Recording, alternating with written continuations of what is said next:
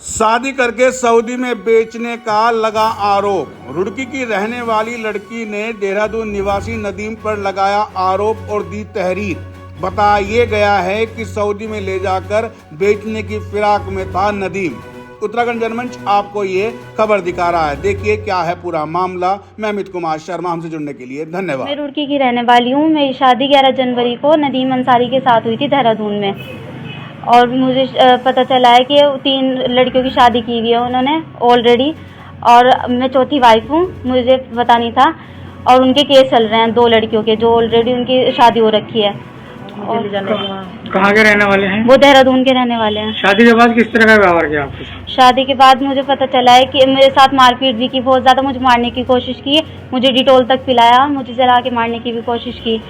और फिर शादी के बाद मुझे ये भी बोला लड़के ने कि तुझे ना छोड़ूंगा ना रखूंगा, ऐसी बातें बोलते थे। सऊदी ले जाने के लिए बोलता था वो। ये उनकी मम्मी को और लड़के को मैंने बात करते हुए सुना कि मेरी कहीं पे डील कर ली उन्होंने सऊदी में। तो जब मुझे पता चला तो मैंने उनसे, अपने शोहर से, नदीम से बोला कि मुझे घर पे अपने घर वालों से मिला के ले आओ। शादी आपकी मर्जी से हुई थी? जी, मम्मी पापा की और मेरी मर्जी से हुई थी शादी। तो और वाइफ जो है आपको पता चला औरों के साथ भी ऐसा ही करता? जी, औरों के साथ भी ऐसा ही किया हुआ है। सारे एविडेंस है सर मेरे पास, सब प्रूफ है। आपकी क्या मांग है, क्या कहते? सर वो ही पता चला कि मेरी वहाँ पे डील कर ली है किसी के साथ। तब मैंने अपने हस्बैंड से बोला कि मुझे घर वालों से मिलवा के ले आओ, फिर हम सऊदी चले जाएंगे। ये बात आपको बाद में पता कि इसने शादी कर जी, तो वो मुझे घर वालों के लिया है। फिर मैंने अपनी मम्मी से बताया कि ऐसी ऐसी बात है। फिर मैंने उनके ऊपर केस किया।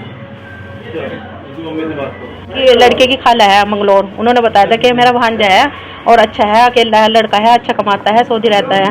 हमें ये नहीं मालूम था ये ऐसे ऐसे परेशान करेंगे, इस तरह से वो करेंगे। लेकिन हमें अब उसमें मार्च में पता चला है इनकी हकीकत का। फिर हम मतलब इनके सब वो देख भाई रिश्तेदारों में गए, और जो पहली वाइफ है उनके बारे में पता किया हमने, और सबके मतलब प्रूफ हमारे पास सब कुछ है।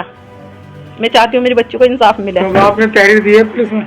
जी, पुलिस में, ITM के सब जगह तहरीर दी, मैंने रजिस्ट्री कराई, लेकिन अभी तक कोई वो नहीं। हेल्पलाइन में 3 तारीख भी लग चुकी, लेकिन वहाँ पे भी कुछ हुआ नहीं। और वो बाहर जाने की सुराग में है कि वो किसी तरह बाहर चला जाए। मैं चाहती हूँ वो बाहर ना जा पाए।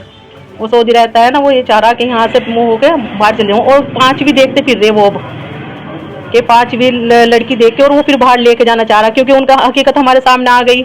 और जो पहली वाइफ थी उनकी भी आ गई। उनके यहाँ पे वो खुले ना उनके, अब 5 भी देखते हैं। उनके मेन मकसद ये है कि लड़की को ले यहाँ से वो करके निकाह करके, और वहाँ पे कुंवारी बना के लेके जा रहा है वो लड़का सऊदी। लेकिन उनके मतलब ये मकसद पूरा नहीं हो पा रहा। और वाइफ उसकी कहाँ के रहने वाले हैं? पहली है देवबंद से, और दूसरे नंबर की भी देहरादून से है, आज़ाद कॉलोनी से, और तीसरे नंबर की भी वहीं से ही है, देहरादून से, और चौथी ये मेरी बेटी है। 11 जनवरी को 2025 में।